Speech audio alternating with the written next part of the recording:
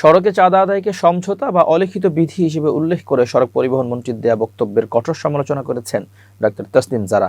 বৃহস্পতিবার সন্ধ্যায় এক পোস্টে তিনি লেখেন, সড়কের চাঁদা আদায়কে সমঝোতা বা অলিখিত বিধি হিসেবে আখ্যা দিয়েছেন সড়ক পরিবহন মন্ত্রী।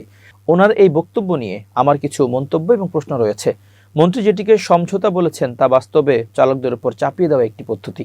কোনো চালক যখন নির্দিষ্ট রুটে গাড়ি চালাতে যান তখন তাকে নির্দিষ্ট সংস্থাকে টাকা দিতেই হয়। একে সমঝোতার মোড়ক দেওয়া মানে হলো একটি অনিয়মকে বৈধতার ভাষা দেওয়া। এই অবৈধ লেনদেনের সরাসরি প্রভাব পড়ে সাধারণ মানুষের পকেটে। বাস ভাড়া বৃদ্ধির অন্যতম কারণ সড়কের এই অলিখিত চাঁদা। পণ্যবাহী ট্রাক থেকে এভাবে টাকা আদায়ের ফলে বাজারে নিত্য প্রয়োজনীয় পণ্যের দামও বেড়ে যায়। শেষ পর্যন্ত এই অর্থ পরিশোধ করেন সাধারণ যাত্রী ও ভোক্তাই। মন্ত্রী নিজেই বলেছেন, যখন যে দল ক্ষমতায় থাকে তাদের আধিপত্য থাকে। তাহলে কি আমরা ধরে নেব এই অর্থ আদায়ের প্রক্রিয়া রাজনৈতিক ক্যাডারদের পৃষ্ঠপোষকতার একটি মাধ্যম? যদি তা না হয় তাহলে এর স্বচ্ছ ব্যাখ্যা প্রয়োজন।